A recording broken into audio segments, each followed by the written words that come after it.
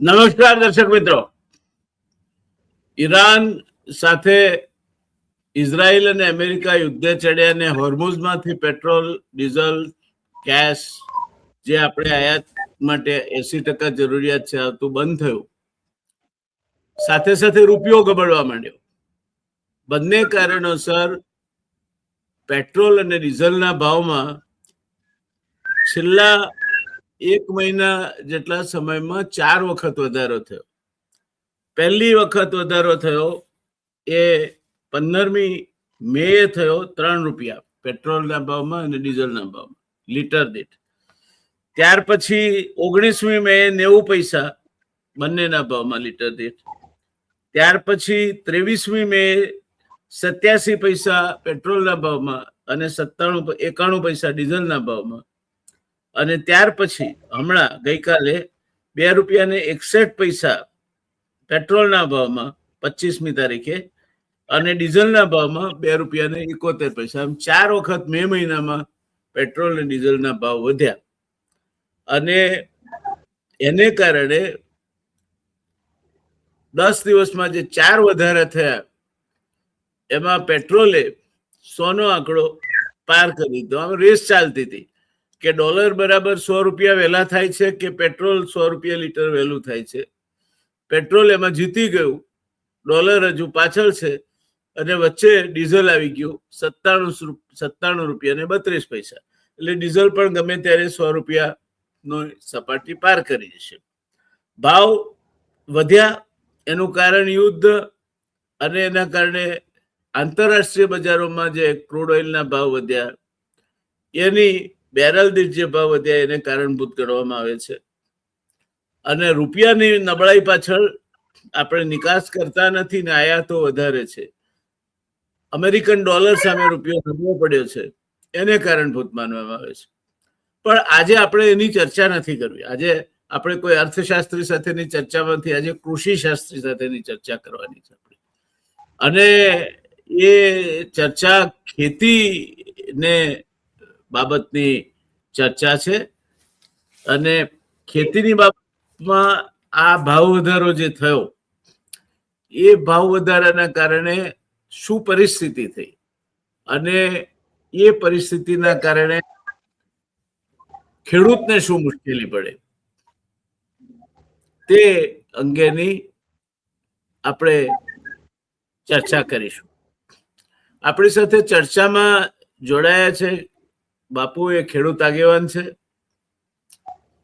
ભારતીય જનતા પાર્ટીના જિલ્લાના અગ્રણી છે, અમરેલી જિલ્લાના, અને કૃષિ વિશે જાતે પોતે ખેડૂત છે એટલે એમની સમજ અને જ્ઞાન બંને તલસ્પર્શી છે, ધરાતળ પરનું છે એમ કહીએ તો જરાય ખોટું નથી.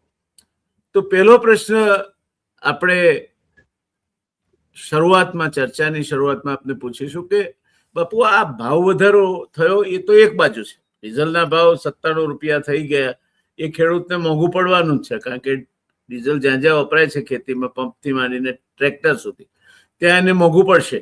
એ મોંઘવારી વધી, પણ ડીઝલની પ્રાપ્તિ એ પૂરતી છે? એના કારણે કોઈ અગવડ છે? એના કારણે ખેડૂતને કોઈ મુશ્કેલી છે?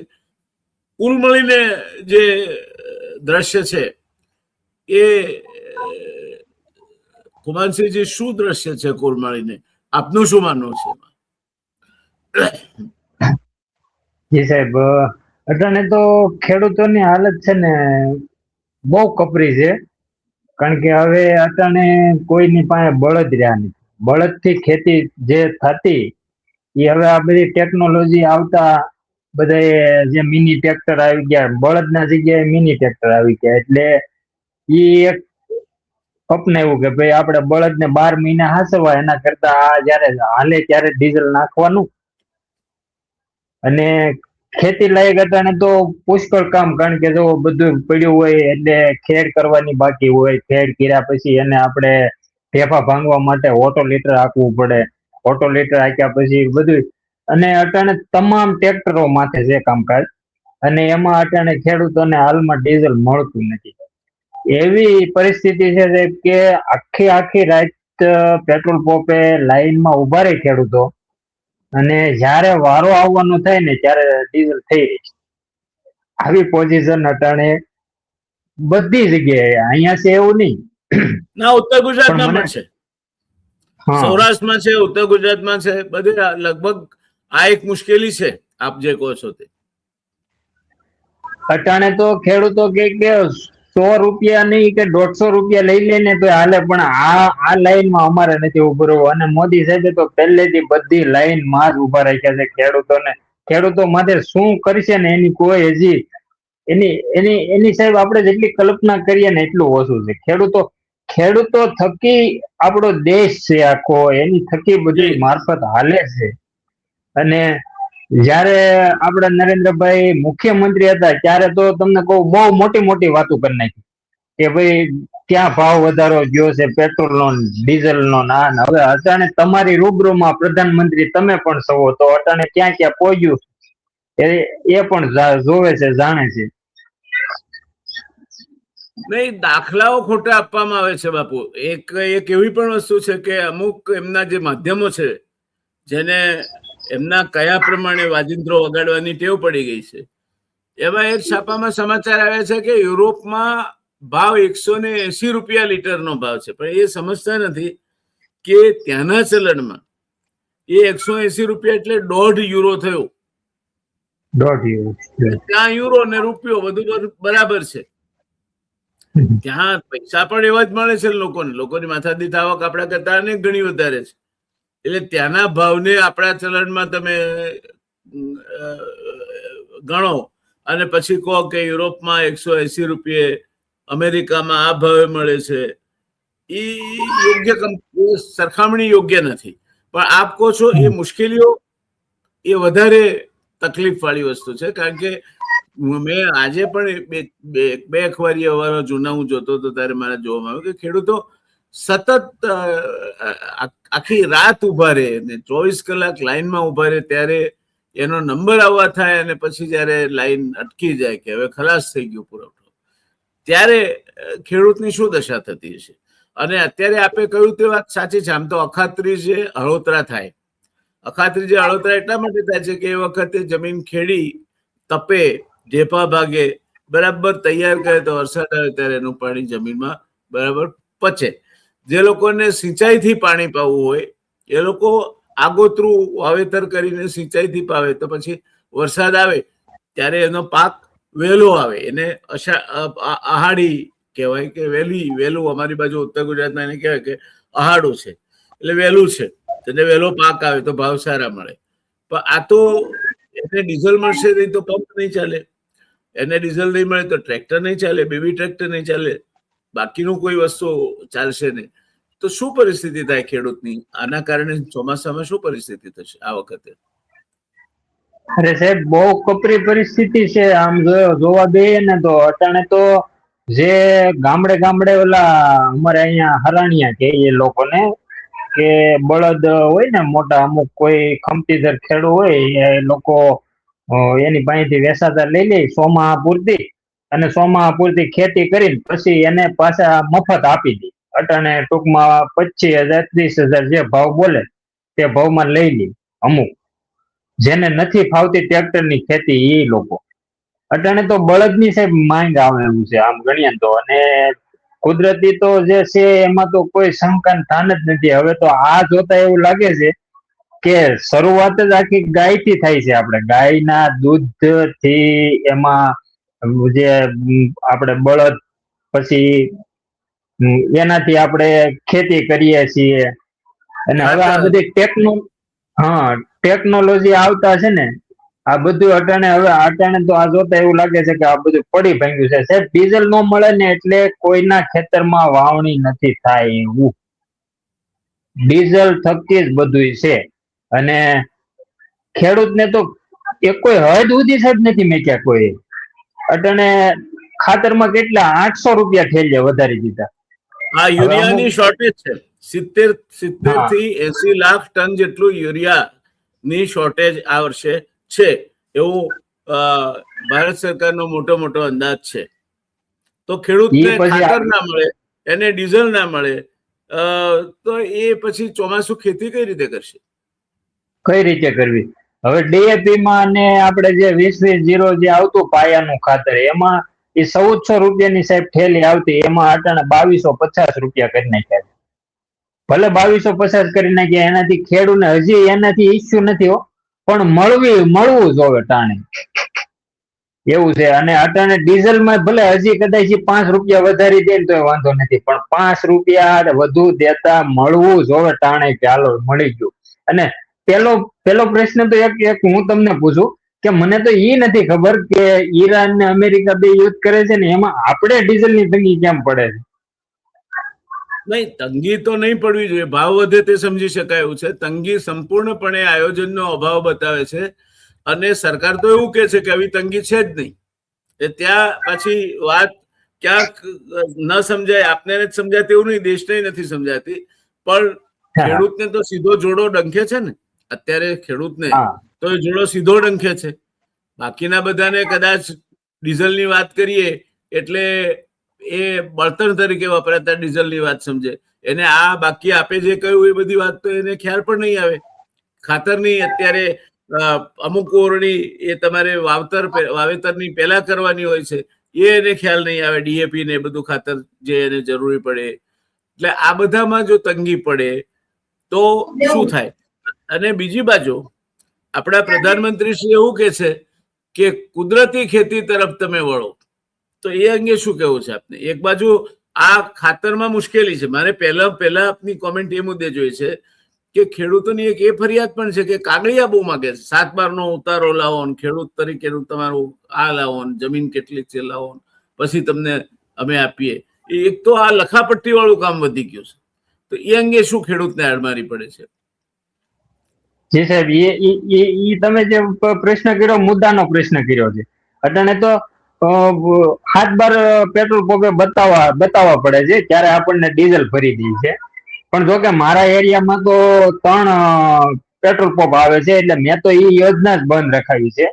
અને જે ખેડૂતો જે છે ને, એને મેં પેલા મેં કીધું જે કઈ હોય તમારું, જે કઈ તંત્ર હોય તે અમારા અંડરમાં તમારો પંપ છે, એટલે અમારા ખેડૂતોને પેલા આપો, બાકીનું એમાંથી વધે તો તમે ઉપયોગ કરો. અચ્છા, એટલે આપના વિસ્તારમાં કોઈ તકલીફ નથી? મારા વિસ્તારમાં 3 પંપ છે ને, પણ તકલીફ તો સાહેબ એમાં એવું થાય, થઈ રહી ડીઝલ તો શું કરવાનું, ખેડૂતોનો હજી વારો ન આવતો હોય, ડીઝલ થઈ રહી એટલે પાછું 3-4 દિવસ પાછું વેટિંગમાં બેવાનું, ગાડી આવે ત્યાં સુધી. એટલે જે તમે જે આ 7/12 નું કીધું ને, ઈ મેં મારા સીટ ઉપર, મારી જે તાલુકા પંચાયતની જે સીટ આવે છે ને, એમાં મેં ઈ પ્રશ્ન હલ કરી નાખ્યો કે ભાઈ ઈ કોઈ નહીં. ઈ અટાણે એક તો લાઈનમાં ઉભું રહેવું કે પાછું 7/12 ની લાઈનમાં ઉભું રહેવું, એવું પણ બને છે આમાં. બરાબર. તો આ બધાની કુલ મિલા કે અસર શું થાય ખેતી પર? સાહેબ, અટાણે ડીઝલ નહીં મળે તો પૂરતી અસર તો માનો કે હજી તો જો આમ ગણો ને તો 15 મે પછી વાવણીનો માહોલ ચાલુ થાય. હજી અટાણે જે આજ બધા છે ને ખેડૂતો, એક પણ વાહન ન હોય, ટૂંકમાં જેની પાસે ખેતી છે ને, ઈ લોકો 20 લીટર 30 લીટર 50 લીટર ડીઝલ ઘરે રાખે છે, લઈ આવે, લઈને ઘરે રાખે છે. શું કામે? કે ભાઈ વાવણી થઈ, 4 આંગળ તૈયાર થયું, એટલે એમ થયું કે હવે આપણે વાવી દેવું જોવે, તો ત્યારે ગમે ટ્રેક્ટર વાળાને કહે ને, એટલે ટ્રેક્ટર વાળા એમ ન કહે કે મારી પાસે ડીઝલ નથી, ડીઝલ તમારી પાસે નથી, ચાલ્યો અમે ડીઝલ દઈએ, તમે વાવી. બરાબર. આવી તૈયારી ખેડૂતો કરી અને બેઠા છે, પણ આવું તો બધે તો ન જ બને છે. બરાબર, પણ જ્યાં જ્યાં ખેડૂતોએ આ રીતે સંગ્રહ કર્યો હોય, ત્યાં એના કારણે માંગ એકદમ વધી જાય અને એની અછત ઉભી થાય, એવું પણ બને ને? હા, 100% એવું પણ બની શકે, એમાં કોઈ શંકાનું સ્થાન જ નથી. જે મેં તમને કીધું એ પ્રકારે ખેડૂતોએ આગળનું પણ વિચાર્યું જ હોય ને, એટલા માટે એને સંગ્રહ પણ કર્યો હોય, અને એના હિસાબે અસર થાય. પણ 3 દિવસે 4 દિવસે જે ટાંકો આવે છે, એમાં બધાને જરૂરિયાત પૂરતું લે તો એટલું બધું નોય પણ લાગે, પણ અમુક અમુક તો આખા બેરલ ને આ તે. હવે અહીંયા સાવરકુંડલા ડિસ્ટ્રિક્ટમાં તો તમને કહું, બબે ત્રણ પછી એકબીજાને જે સંપર્કમાં હોય એને પ્રેશર મારે કે ભાઈ મારે 2 ડમ્ફર હાલે છે તો તું 2 બેરલ તો મારી આટલું ભરી જ દેજે, ગમે તેમ થાય. એવું લાગે તો તું તને 1000 રૂપિયા તને ગીઝામ નાખી દઈશ. એટલે આવા બધા તંત્ર તો ચાલુ જ હોય. એને કોઈ રોકનાર નથી. ના, એ તો સાહેબ કોણ રોકે એના એરિયામાં? તો આપણા અંડરમાં આવતું હોય એવું તો કરી શકીએ, પણ હવે એ આપણા અંડર બહાર હોય એમાં તો ક્યાં આપણે માથું મારવા દઉં? અને પાછું બધે જાણે છે, એમાં કોઈ શંકા થાન નથી. પણ હું એવું વિચારું છું, હું મારા એરિયામાં આવું કરું છું, એવું કોઈ બીજા એરિયામાં કોઈ એવું કરે તો કેટલું ખેડૂતોને હેલ્પ થાય એવું છે. જેમ આપણે ઓલું જોઈએ છીએ આ તામિલનાડુનું, આ હમણાં આપણે આ થલાપતિ વિજયભાઈ આવ્યા છે, કેવા કેવા નિયમો બધા લાવ્યા છે. રિશ્વત, કોઈ અધિકારી રિશ્વત લેતા કોઈને કે તો એને 1 લાખ રૂપિયા રોકડા ઇનામ દેવાનું. હું એક ટીવી ને આપડા ઓલામાં જોતો હતો, મીડિયામાં એ વાત કરું છું. મને આમ ખ્યાલ નથી, પણ મીડિયામાં જોતો હતો હું, એટલે મને ખ્યાલ આવ્યો કે કોઈ અધિકારી તમારી આગળ રિશ્વત માંગે તો તમારે મુખ્યમંત્રીનો અમુક નંબર ત્યાં બહાર પાડ્યો હોય છે, એને કોલ કરીને જણાવવાનું કામ છે, એટલે એને 1 લાખ રૂપિયા પેલા એને ઇનામ આપવાનું કે તમારી બહાદુરી માટેનું ઇનામ. આપણે પાછા મૂળ ડીઝલની વાત પર આવીએ તો ડીઝલ નહીં મળે, અથવા તો અત્યારે હાલ પૂરતું આપ કહો છો એ પ્રમાણે ડીઝલનો પ્રશ્ન છે પણ ખરો અને નથી પણ ખરો. કારણ કે જે લોકોએ સ્ટોક કરી લીધું છે એમની પાસે પોતાના પૂરતું ડીઝલ છે, અને હવે આવશે તો એનો સમય નીકળી જશે, એટલે ખેતીને સીધી અસર ના થાય તે બનવાની શક્યતા છે. યુરિયામાં તો અત્યારે શોર્ટેજ છે, અને આ વર્ષે કારણ કે એલએનજી વપરાય છે યુરિયા બનાવવા માટે, અને આપણે મસ્કતમાંથી મોટાભાગે યુરિયા અને એ આયાત કરીએ છીએ, હોર્મુઝની પેલી ખાડીમાં થઈને આવે છે, એટલે બંને રીતે યુરિયાની શોર્ટેજ તો રહેશે. એ સિવાયના ખાતરોમાં તો બહુ તકલીફ દેખાય તેવું છે નહીં. તો આ જે ચોમાસુ ખેતી છે, આપણે અત્યારે વાત ચોમાસુ ખેતી પૂરતી જ મર્યાદિત રાખીએ તો ચોમાસુ ખેતી પર કુલ મિલા કે ડીઝલની અછત, ડીઝલનો ભાવ વધારો જે છેલ્લા 10 દિવસમાં 4 વખત થયો, ખાતરની અછત, ખાતરનો ભાવ વધારો જે આપે કહ્યું કે જે હતું એના કરતા 800 રૂપિયા વધી ગયા, તો આ બધા કુલ ભાવ વધારાની ખેતી પર શું અસર થશે? સાહેબ, અટાણે તો હવે જે માણસોને ખેડૂતો જે છે એને તો વાવણી થાય તો વાવવું તો પડશે જ, એમાં તો કઈ નહીં ચાલે. ગમે એમ કે એની આગળ નહીં હોય ને તો કોઈની પાસે ઉછીના લઈને એમાં તો નાખશે જ, બરોબર? કારણ કે એને ખ્યાલ છે એમાં જે આપણે વાવશું એમાંથી કઈક આવશે, એમાંથી આપણો રોટલો નીકળશે. બાકી તો આ બધું અટણે આસમાને પોગી ગયું છે એમ ગણો ને તોય હાલે. અને ડીઝલ ની તો સાહેબ પૂરી તંગી છે, એમ કોઈ શંકાને થાન જ નથી. હવે આ વિશે જો આપણા પ્રધાનમંત્રી કઈક એક્શન લે તો બહુ સારું કહેવાય. ખેડૂતો માટે અતિ તંગી, એમ એની કોઈ એક પરિવારમાં 3 જણા હોય ને સાહેબ, તો 3 વારા ફરતી લાઈનમાં ઉભા રહી અને આખી રાત, ત્યારે એને 20 લીટર ડીઝલ મળે છે. ઓહો! એટલે ખેડૂતો માટે અતિ તંગી છે, ને આ ખેડૂતોની માથે જ આવો કોપ કેમ થાય છે સાહેબ? પણ તો પછી આ બધા જે ખેડૂતોની સંસ્થાઓ છે, દાખલા તરીકે કિસાન સંઘ છે, કિસાન કોંગ્રેસ છે, કિસાન આ બાજુ દક્ષિણ ગુજરાતમાં ચાલે છે ખેડૂત સમાજ ચાલે છે, તો આ બધી ખેડૂતની સંસ્થાઓ સક્રિય કેમ નથી થતી આવા સમય? સાહેબ, એ વાત તમારી 100%ની છે, પણ કિસાન સંઘ છે એ ભારતીય જનતા પાર્ટીનો બીજો પક્ષ છે એમ ગણો તો ચાલે. કારણ કે હું પણ એમાં એક ભૂમિકા ભજવી ગયેલો છું એટલા માટે. અને આમાં મેં મામલતદાર સાહેબને પત્ર લખ્યો હતો ને કે ભાઈ તમારે જેટલા આપણે સાવરકુંડલા તાલુકામાં જે પંપ આવે છે, ઇમરજન્સી જેટલું પંપે રાખવું પડે એટલું પેટ્રોલ ડીઝલ રાખવું, બાકીનું જે કઈ હોય તે બધું બાટી દેવું. નકર અટાણે તો પંપ વાળા છે ને સાહેબ બમણું કરે છે. જેટલું થોડું ઘણું હજી પડ્યું હોય ને તાકે હવે થઈ રહ્યું, પછી એ પાછા રાતે બધાને જે સંપર્કમાં આવતા હોય એને બધાને ભરી દે છે. એવી પણ ઘટના ઘટે છે એમ. એટલે જયારે શોર્ટેજ થાય ત્યારે આ પ્રકારની ગેરરીતિ થવાનો સંભવ ખરો? હા, 100% સંભવ નહીં, થાય જ છે સાહેબ. મેં મામલતદાર સાહેબ ને પેલા પત્ર લખ્યો અને પછી રૂબરૂ જઈને જાણ કરી. મેં કીધું સાહેબ તમે આમાં ખાસ નોંધ લ્યો કે ભાઈ આ જે પંપેથી જે જરૂરિયાત ઇમરજન્સી જેટલું રાખવું પડે એવું હોય પંપ વાળાને એટલું તમે રાખો, બાકીનું જે આવે છે તમારે એ બધું તમે ખેડૂતને બાટી દો. કારણ કે એક તો લાઈનમાં ઉભા હોય સાહેબ, વહેલા 6 વાગ્યે વારો આવે ને કે હવે ડીઝલ થઈ રહ્યો, તો ઈ ખેડૂતની હાલત શું થાય? આખી રાત ઉજાગરો કર્યો હોય અને લાઈનમાં તમને કહું એક જણાને ભરાઈ જાય એટલે ટીપણી પાસે ઉભું રહેવાનું. આપણું 20 લીટરનું બેરલ હોય ને એને લઈને આપણે આપણી ટીપણી ને હારે ઉભું રહેવાનું. ઈ એક જણો ભરાઈ જાય એટલે એટલી જગ્યા થાય, એમાં એટલી જગ્યા થાય ને એટલું આગળ હાલવાનું, પાછળ વાળો ન્યા આવે. એમ વહેલા 6 વાગ્યા સુધી હાલ્યું જવાનું અને પોગવું થઈને તા સામેથી સમાચાર આવે થઈ રહ્યું છે ડીઝલ. તો ખેડૂતોમાં આના કારણે આક્રોશ છે, ફૂલ આક્રોશ છે કે ડીઝલ અટાણે ના મળે સાહેબ એટલે ખેતીનું કામ તમામ અટકેલું ઊભું છે. કારણ કે આક્રોશ તો હોય, પણ આ બધા અંદરના રુદન છે સાહેબ, કોને કેવા?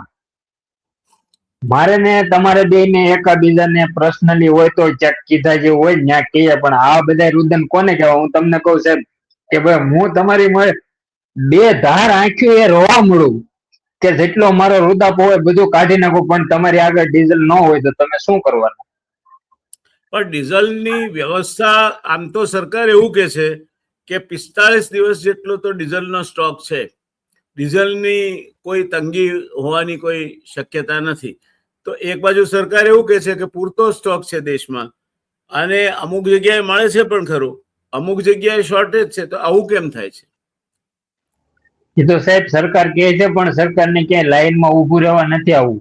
જીતુભાઈ વાઘાણીનો હું હમણાં 2 દી પહેલા વિડીયો જોતો તો એ કહેતા હતા કે બધી ઠાણે પડી જાય અને અમારી ફૂલ પ્રોસેસ ચાલુ છે, બધા ખેડૂતને મળશે વગેરે વગેરે. એને લાટ બધું કીધું. હું તમને ટૂંકમાં કહું છું કે બધું મળી જાય વગેરે વગેરે, પણ એ પ્રકારનું કાંઈ યોજના હજી થઈ નથી. અને હવે માથે વરસાદ આવશે એટલે ખેડૂતને લાયન શું લેવાની કે ખેતરમાં હવે એમને એને ખેડ કરવું પડે પછી કઈક થાય, ત્યાં સુધી તો કશું થવાનું નથી.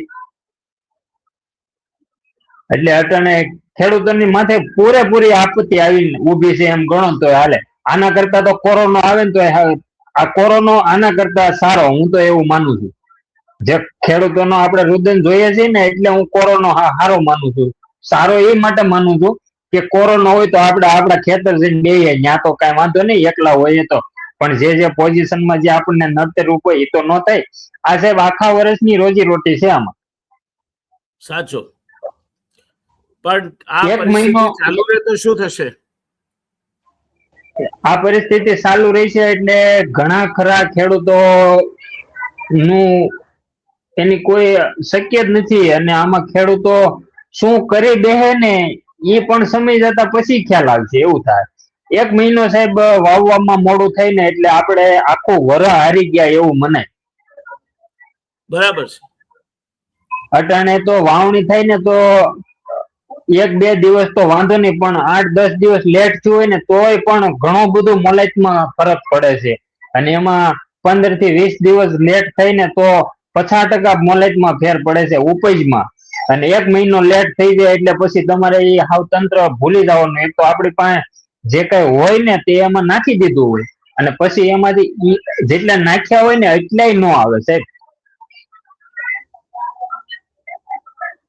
ખેડૂતોની આપત્તિ પૂરેપૂરી છે. એક વસ્તુ સમજાતી નથી કે કિસાન સંઘ ભલે ભારતીય જનતા પાર્ટીનો બીજો પગ છે કે બીજી પક્ષ છે કે જે ગણે, પણ આવા સમયે પણ એ ખેડૂતોને વફાદાર ના રહે. કિસાન કોંગ્રેસ તો એની વિરોધ યાત્રાઓને એમાંથી કંઈક ને કંઈક વિરોધ કર્યા કરે છે, પણ એની પાસે બીજું તો કઈ હથિયાર છે નહીં. ખેડૂત સમાજ પાસે બીજું કોઈ હથિયાર નથી. તો આ કિસાનોનું સંગઠન કયું કે જેનું કીધું સરકાર માને? આ ખેડૂતોની આ પોઝિશન આવીને ઉભી છે સાહેબ. એમાં હજી એક પણ વિડીયો કે આપણે જે સોશિયલ મીડિયામાં મેં કે એવું નથી જોયું કે કિસાન સંઘે ક્યાંય પણ એક રિક્વેસ્ટ કરી કે ભાઈ ખેડૂતોને તમારા પંપમાં જેટલું હોય એટલું આપો, ઇમરજન્સી જેટલું રાખવું પડે એવું હોય એટલું રાખીને બાકીનું બધું કિસાનોને બાટી દો, એવી એક પણ રિક્વેસ્ટ મેં ક્યાંય નથી જોઈ. તો ખેડૂતોના હિતની વાત કોણ કરશે? ઈ કિસાન સંઘ અટાણે તો ખેડૂતો એવું પણ માને છે કે આ કિસાન સંઘ કઈ ખાલી કહેવાનો મુદ્દો હતો. બરોબર છે. પછી તો અટાણે આજે મારી જેવા અમુક ક્યાંક તમને કહું ટીંગાણા હોય એ બધું અમારા એરિયામાં અમે એડજસ્ટ કરતા હોઈએ. પણ હું એવું માનું છું કે હું જેટલું કરું છું એવું બધા એરિયામાં તો થવા મળે તો કેટલા ખેડૂતોને સાહેબ હેલ્પ થાય એવું છે. શું કરવું જોઈએ બધા દેવા? હું છે ને એક જ કઉ છું કે હું જે મારા એરિયામાં કરું છું ને એવું બધા જો કરે કે ભાઈ જેના અંડરમાં મામલતદારો આવતા હોય બધાને પત્ર લખે, પેલા લેખિતમાં રજૂઆત કરે કે ભાઈ જેટલા પેટ્રોલ પંપ આપણા અંડરમાં આવે છે એમને જે ઇમરજન્સી જેટલું ડીઝલ રાખવું પડતું હોય એટલું રાખવાનું, બાકીનું પંપની નળી ચાલુ થાય ત્યાંથી હાવ ખલાસ થઈ જાય ત્યાં સુધી જેટલા લાઈનમાં ઉભા હોય ને એમને બધાને બાટી દેવાનું, જેટલું જેના ભાગમાં આવે એટલું. આવું એક ખાલી કાર્ય કરે ને સાહેબ તોય ઘણો કિસાનોને એમ થાય કે ભલે આપણા એરિયામાં આપણે ભાજપને મત આપ્યો છે ને તો લેખે છે. આવું એક ખાલી અજમાવે ને તોય કિસાનોને અટાણે એવું થાય, એવું લાગે છે કે આપણે ભાજપને મત આપ્યો લેખે હાલો ભાઈ અટાણે બંધ તો નથી થતું. આ તો મેં તમને જે મુદ્દો કીધો ને એની જેવું છે. વેલા 6 વાગ્યા સુધી લાઈનમાં ઉભા રહે અને પછી ડીઝલ હોય ને તોય છતાં અમુક 5 જણાને કીધેલું હોય કે ભાઈ પછી હું તમને આપીશ, હોય છતાં 6 વાગ્યા બંધ કરી દે કે હવે થઈ રહ્યું છે એમ કરીને. પછી ઓલા લોકોને બપોરે તડકાના બોલાવી લે કે રાત્રે ગમે ત્યારે હસોડું પછી બંધ થઈ ગયું હોય પછી ગમે ત્યારે એનું એડજસ્ટ કરી નાખે ટૂંકમાં, પણ એનું બધાનું થઈ જાય છે, ખેડૂતોનું નથી થતું. મેન મુદ્દો જે 2 નંબરિયા કામ કરવા વાળા છે એના બધાના થઈ જાય, જેના ડમ્ફર હાલે છે, જે આ L&T માં જેટલા વાહનો મોટા વાહનો હાલે છે એના કોઈના મોટા વાહનો ઉભા નથી ગયા. અને હવે આ આખા દિવસનું 10 લીટર ડીઝલ પીવે ટ્રેક્ટર, ઈ લોકોને ટ્રેક્ટરો ઉભા રહ્યા છે બોલો. પણ તો આ આપણે ખેડૂત આગેવાનોની વાત કરીએ તો ગાધડકામાં જે કંઈ થયું એ રાજુ કરપડાએ જે કડદા પ્રથા દૂર કરાવીને આંદોલન કર્યું, ગોપાલભાઈ ઇટાલિયા પણ ખેડૂતોના હામી હોવાની વાત કરે છે, આમ આદમી પાર્ટી હતી. આ બધા લોકો પણ અત્યારે શાંત થઈ ગયા છે. લોકો કશું કોઈ ખેડૂતોનો અવાજ આગળ લઈ જવાનો પ્રયત્ન જ નથી કરતા. નહીં સાહેબ, હજી તો ક્યાંય એક કોઈ બહાર આવ્યા જ નથી હજી સુધીમાં. રાજુભાઈ નથી આવ્યા અટાણ સુધી તો જે કઈ હતું તે. રાજુભાઈ ભાજપમાંથી જીતી ગયા પછી તો રાજુભાઈ નું હજી કોઈ આપણે ઓડિયો કે કઈ સોશિયલ મીડિયામાં ક્યાંય સાંભળ્યું નથી ખેડૂતો વિશે. આની પહેલા મેં એક તમારી ડિબેટમાં કીધું હતું, તમારી ડિબેટમાં કીધું હતું કે કેળું હોય ને એને 2 બાજુથી ખાવાનું. આ પ્રકારનું ખેડૂતોની હાલત કરી નાખી છે. સાચું. ખાતરના ભાવ સાહેબ ફૂલ વધારી દીધા છે. 1400 રૂપિયાની થેલી આવતી હતી, 2250 રૂપિયાની પાયાના ખાતરની થેલી કરી નાખી. તો ખેડૂતોએ હજી એમાં હજી કોઈ વિરોધ નથી કર્યો બોલો. વિરોધ તો ખેડૂત કરતો જ નથી, હવે ક્યાંય દેખાતો નથી.